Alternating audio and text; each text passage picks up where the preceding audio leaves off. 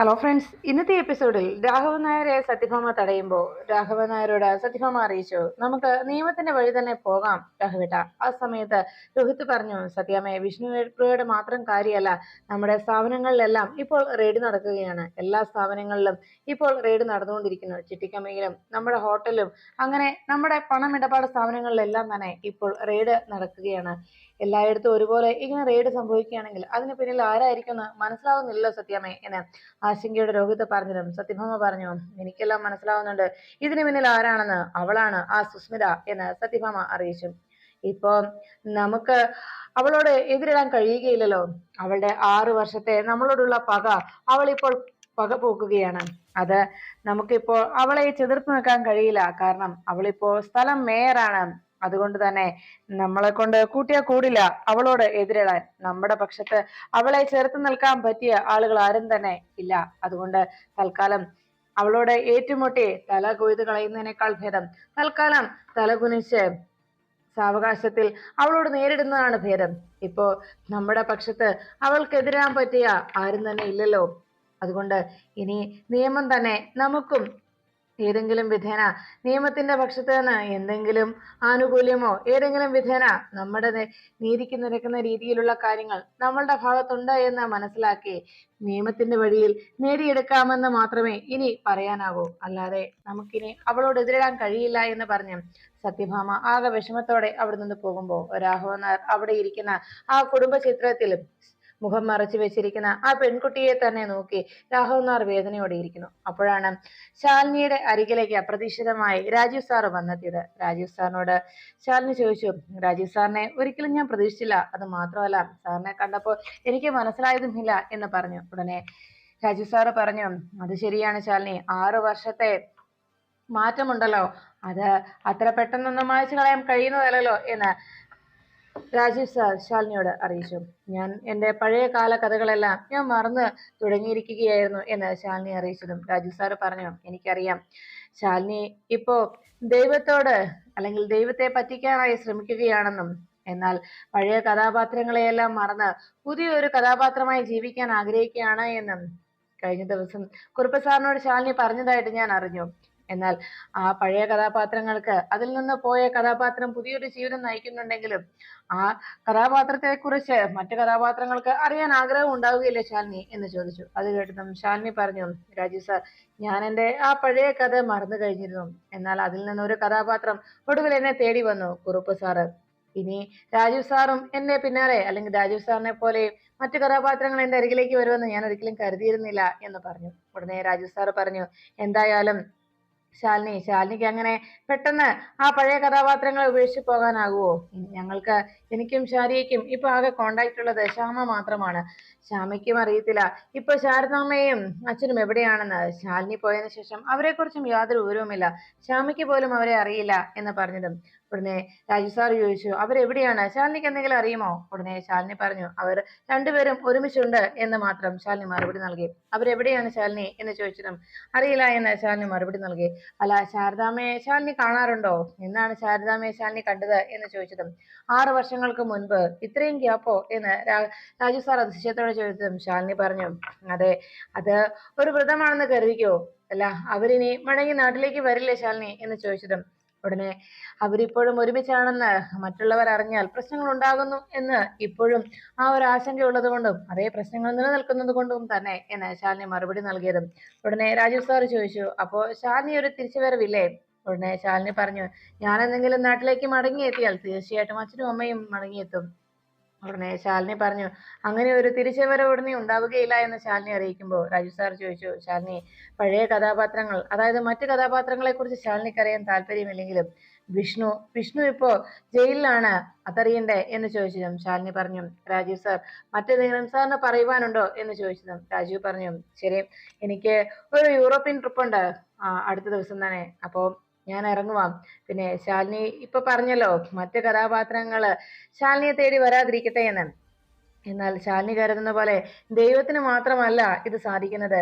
ശാലിനി പോന്ന ആ കഥയിലെ ഏതെങ്കിലും ഒരു കഥാപാത്രം ചിലപ്പോൾ തീരുമാനിച്ചാൽ ശാലിനിയെ വീണ്ടും ആ കഥയിലേക്ക് തിരിച്ചു കൊണ്ടുചെല്ലാനാകും. ആ കഥാപാത്രങ്ങൾ ആരെങ്കിലും ഒരാൾ വിചാരിച്ചാൽ മാത്രം മതി ആ കഥാപാത്രം കൂടി തീരുമാനിക്കണം എന്ന് മാത്രം എന്ന് പറഞ്ഞ് ശാലിനിയെ ഒന്നുകൂടി രാജീവ് ഒരു സൂചന നൽകിയിട്ട് അവിടെ നിന്ന് ഇറങ്ങുന്നു. ശാലിനി അപ്പോഴേക്കും തന്നോട് രാജീവ് സാറ് പറഞ്ഞ വിഷ്ണുവിന്റെ കാര്യം കേട്ട് വിഷ്ണു ജയിലിലാണെന്ന് അറിഞ്ഞതോടെ ശാലിനി ആകെ നിരാശയിൽ അങ്ങനെ ഇരുന്നു. ആ സമയത്ത് വിഷ്ണു ശാലിനിയെ കുറിച്ച് ആലോചിച്ച് ജയിലിനുള്ളിൽ കഴിയുമ്പോൾ എന്താണ് ഇനി അടുത്ത നീക്കമെന്നും ഇനിയുള്ള കാര്യങ്ങൾ എങ്ങനെയായിരിക്കുമെന്നും അറിയാതെ ശാലിനി അങ്ങനെ വിഷമിച്ചിരിക്കുമ്പോൾ പെട്ടെന്ന് കരിമൊഴിയെ വിളിക്കുന്നു. കരിമൊഴി അരികിലേക്ക് എത്തി വേടം എന്ന് ചോദിച്ചതും ആ ഫാക്സ് ഒന്ന് ചെക്ക് ചെയ്യൂ എന്ന് ശാലിനി ആ കനിമൊഴിയോട് അറിയിച്ചു. ഉടനെ തന്നെ പിയ ശരി മേഡം എന്ന് പറഞ്ഞ് വേഗം മുകളിലേക്ക് പോയി. ഈ സമയത്ത് എങ്ങനെ വിഷ്ണുവിനെ പുറത്തിറക്കുമെന്നുള്ള ആശങ്കയിലായിരുന്നു സത്യഭാമ. ഉടനെ സത്യഭാമ തനിക്കറിയാവുന്ന ഉയർന്ന പോലീസ് ഉദ്യോഗസ്ഥന്മാരെ എല്ലാവരെയും മാറി മാറി കോണ്ടാക്ട് ചെയ്യാനായി ശ്രമിക്കുന്നു.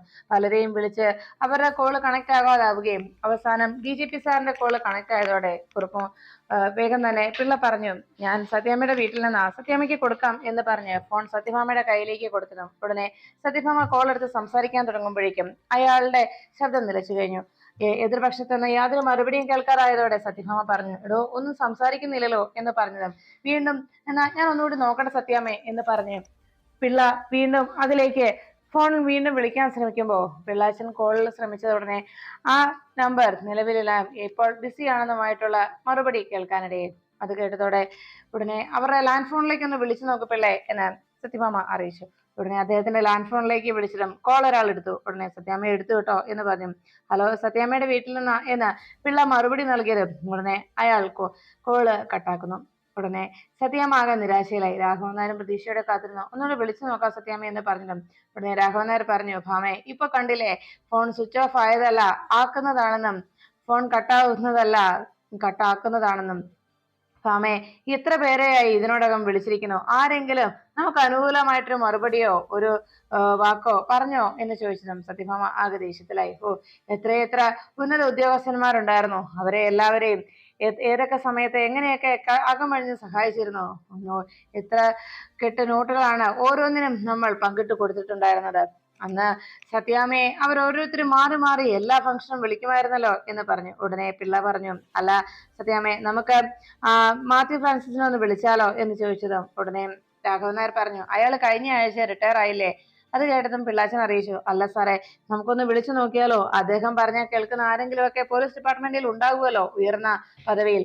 അങ്ങനെ ആരെങ്കിലും ഉണ്ടെങ്കിലോ ചന്ദ്രബോസിനേക്കാളും ഉയർന്ന പദവിയിലിരിക്കുന്ന ഏതെങ്കിലും ഒരു ഉദ്യോഗസ്ഥൻ ഉണ്ടാവില്ലേ എന്ന് ചോദിച്ചതും ഉടനെ രാഘവൻ നായർ പറഞ്ഞു എന്റെ പിള്ളേ അങ്ങനെ ഉണ്ടെങ്കിൽ പോലും അവരെല്ലാവരും അയാളുടെ വാക്ക് കേൾക്കണമെന്നുണ്ടോ? അത് മാത്രമല്ല ഇപ്പൊ തന്നെ ഈ വിളിച്ച ആ ഉയർന്ന ഉദ്യോഗസ്ഥരൊക്കെ തന്നെ താൻ പറഞ്ഞതുപോലെയുള്ള ആ ഉന്നത പദവിയിൽ ഇരിക്കുന്നവരല്ലേ. അവരുടെ ആരെങ്കിലും അനുകൂലമായിട്ടുള്ളൊരു മറുപടിയോ ഒരു ആശ്വാസവാക്കോ നമുക്ക് നേരെ പറഞ്ഞോ? ഇല്ലല്ലോ.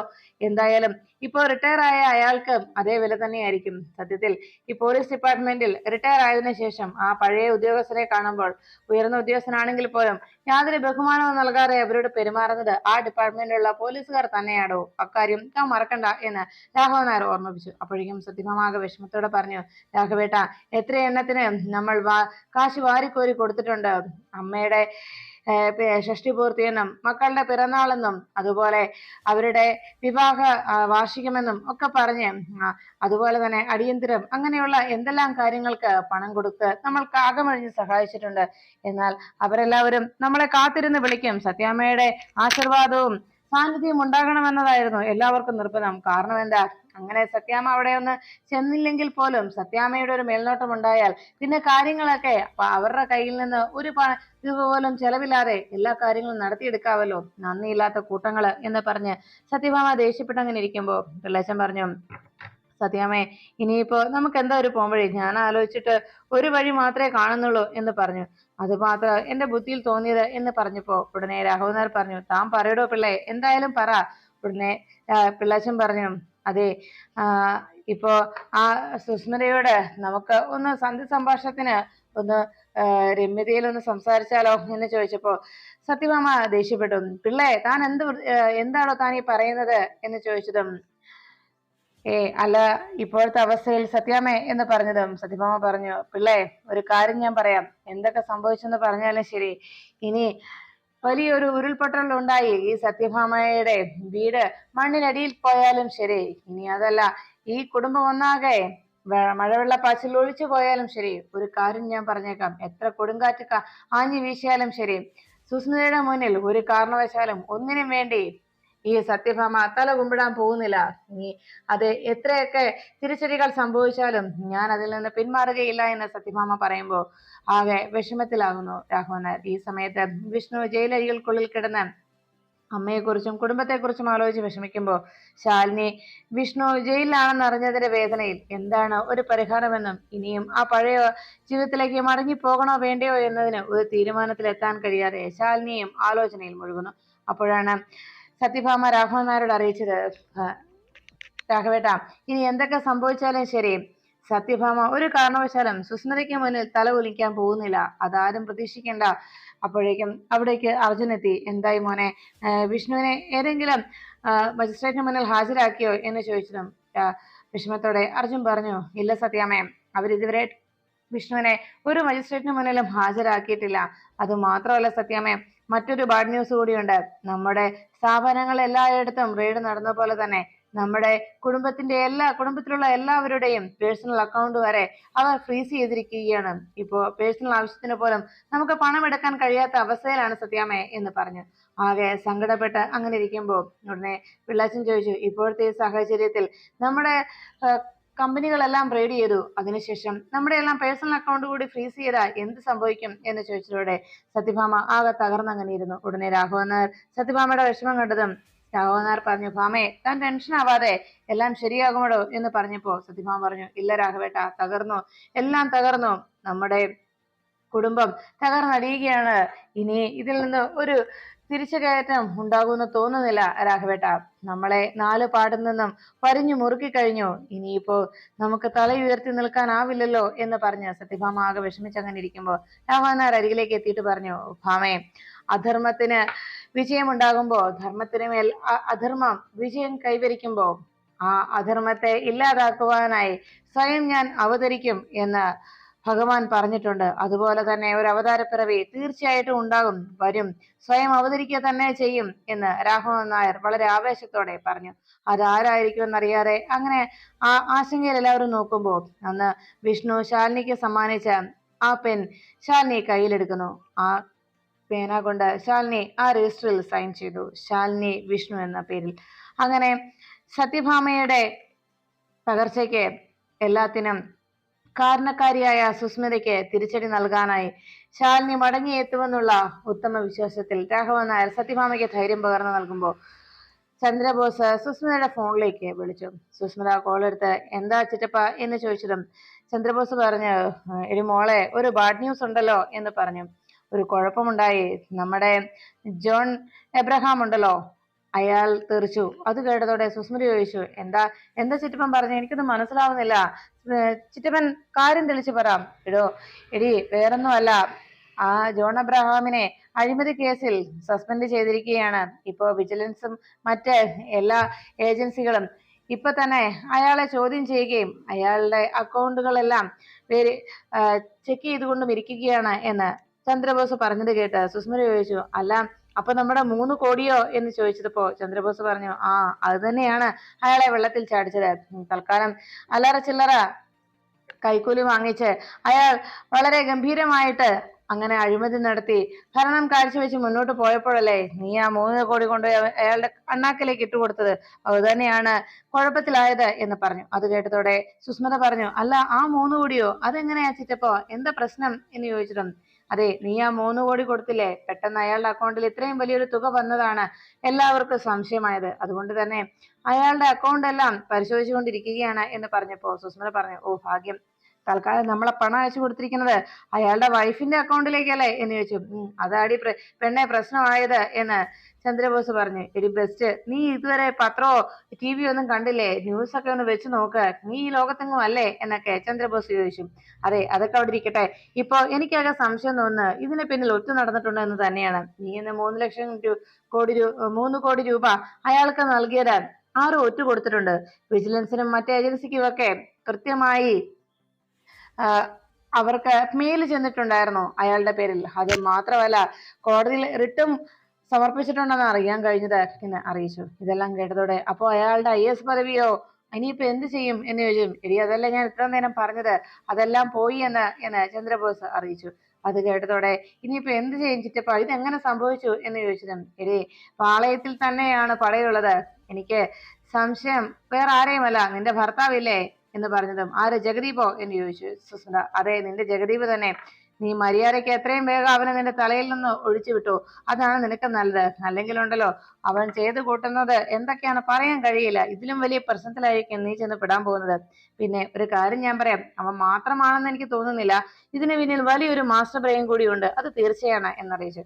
അത് കേട്ടതോടെ അതാരാ, ആരാ ചിറ്റപ്പ അങ്ങനെ ഒരാള് എന്ന് സുസ്മിത അന്വേഷിച്ചു. അപ്പോഴേക്കും ചന്ദ്രബോസ് പറഞ്ഞു, അതാരാണെന്ന് എനിക്ക് ചെറിയൊരു ഊഹമുണ്ട്, എന്തായാലും അതിനൊരു വ്യക്തത വരട്ടെ, അതിനെക്കുറിച്ചൊക്കെ ഇപ്പൊ നമ്മൾ ആലോചിക്കണ്ട എന്ന് ചന്ദ്രബോസ് അറിയിച്ചു. അതൊക്കെ ഇവിടെ നിൽക്കട്ടെ, തൽക്കാലം ഇവിടെ ഇപ്പോ ജോൺ എബ്രഹാം നമ്മുടെ ഒപ്പം ഉണ്ടായിരുന്നപ്പോ നമുക്ക് എന്ത് വേണമെങ്കിലും ചെയ്യാമായിരുന്നു, എന്നാൽ ഇനി പുതിയ കളക്ടറാ വരാൻ പോകുന്നത് എന്ന് പറഞ്ഞു. അപ്പോഴേക്കും സുസ്മിത ചോദിച്ചു, എന്റെ ചിറ്റപ്പ ഇനി ഞാൻ എന്ത് ചെയ്യാനാ? ഉടനെ ചന്ദ്രബോസ് പറഞ്ഞു, എടി മോളെ, ഇനിയും നീ കളത്തിൽ നിൽക്കണം, ഇല്ലെങ്കിലേ നമ്മൾ ഇത്രയും കളിച്ചതൊക്കെ വെറുതെ ആയി പോകും എന്ന് പറഞ്ഞപ്പോ സുസ്മിത പറഞ്ഞു, ഞാൻ ഇനി എങ്ങനെ കളിക്കാനാ, ഉണ്ടായിരുന്ന 3 സിആറും പോയി, ഇനിയിപ്പൊ ഞാൻ എന്ത് ചെയ്യുമെന്ന ചിറ്റമ്മ പറയുന്നത്?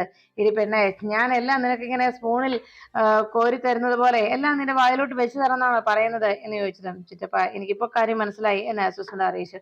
ഉടനെ ചന്ദ്രബോസ് പറഞ്ഞു, അതെ, ആ പുതിയ കളക്ടർ വരാൻ പോവുകയല്ലേ, അപ്പോ പുതിയ കളക്ടർ വന്ന് ചാർജ് എടുക്കുമ്പോ നമ്മൾ അയാളെ ഒന്ന് ഇംപ്രസ് ചെയ്യണം, നാളെ അയാൾക്കൊരു ഗംഭീര സ്വീകരണം ഒരുക്കി കൊടുക്കണം, അതാണ് വേണ്ടത്.